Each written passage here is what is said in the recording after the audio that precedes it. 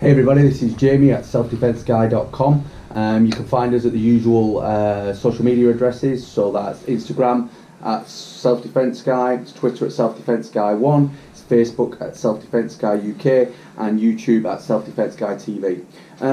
As I introduced earlier today in one of the Instagram posts, I want to talk today a little bit about prevention versus solution. I was doing a risk assessment for one of the venues where we train earlier on today, and it got me thinking, what's the better form of self-defense? Is it someone that avoids a problem, never has a problem, looks at all the potential things that might happen to them over the course of a day or a situation or their life, and sort of seeks to minimize whether that might be a problem? Or is it someone that has a full sort of menu to choose from of solutions to many different problems that might arise as individual things? And my take on it is there's sort of certain levels to this. It's the sort of a first primary level. We talk about prevention. We talk about sort of tactical avoidance and risk minimization. So that's reducing the overall risk of coming across a problem in our daily lives. That's coming across a problem and being proactive, thinking about what might be an issue, thinking about what issues might arise and taking action. So this is a classic risk assessment approach that you might get in corporate business activity, or indeed in security work, where you're responsible for a certain period of time, a certain number of people, a certain situation, and you'd think beforehand about what you might want to do to minimize the risk of an incident, or if an incident does occur, what might be the best course of action to take. So that leads me nicely onto the next sort of bit, which is the tactical avoidance of a known problem. That is identifying a specific problem that you will come across and putting in strategies to minimise that impact or indeed avoid it. So it's an extension of point one, really.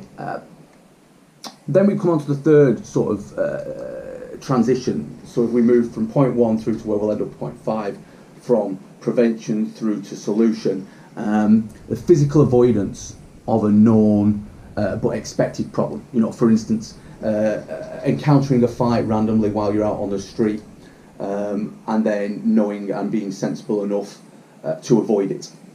Okay, so a known problem happens, you've anticipated it, you have taken action against that problem, and tried to avoid it.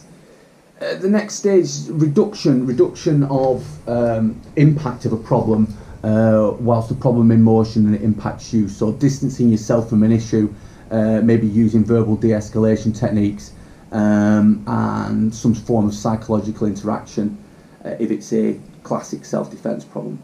And then you're into the sort of hard solution element, resolving an experienced issue, something that might happen at random, something you've not anticipated, or indeed something that you have anticipated but your sort of risk management preventative strategies haven't worked, and that's dealing with a physical intervention. So to me, you need constant training in both things, both to avoid problems that might happen and also to resolve problems if they do happen. I mean, I guess the point of this is to pose some questions, really. Does self-defense training cover enough of these things? Does your training cover enough of these things, these aspects? Do you cover how to risk assess? Do you cover how to preempt problems, think about the normal daily activities you get involved in and how you might minimize risk to yourself and those around you? Is it needed? You know, do we need to look at these things? Do we need to assess these problems, or should we just go about our daily lives unencumbered by worry, and just respond to things as they happen?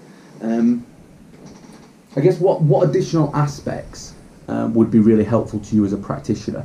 I was thinking about this. We, as self-defense instructors, professionals, we don't generally tend to ask enough feedback from normal people. So that would be really useful for me. And as an extension of that, how is the self-defense industry, different aspects to that, equipped to deal with this difference between teaching and ensuring self-defense practitioners understand preventative strategies, but also have enough training in the sort of hard solution end of dealing with problems as they arise?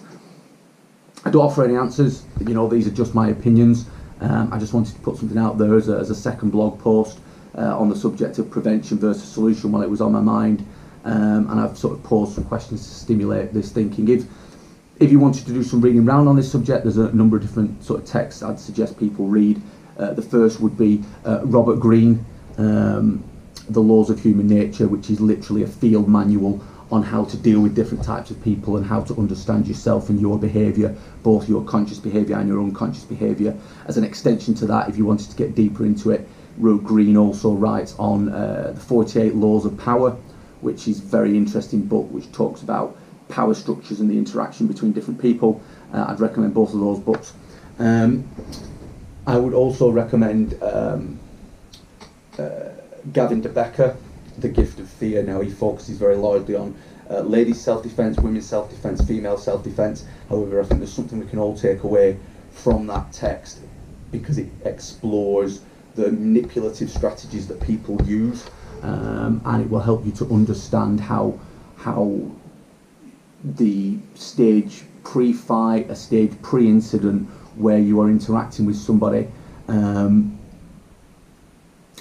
the things that person might consciously be doing to manipulate your behaviour and put you in a weaker position. And then finally, a book that I'll come back to in a later blog, which is Jeff Thompson's Watch My Back, which has a number of different, essentially, case studies and stories about, you know, his time working security, which is essentially, you know, a really good text about conflict resolution and how to deal with things as they happen, and how to de-escalate, both pre-incident and mid-incident.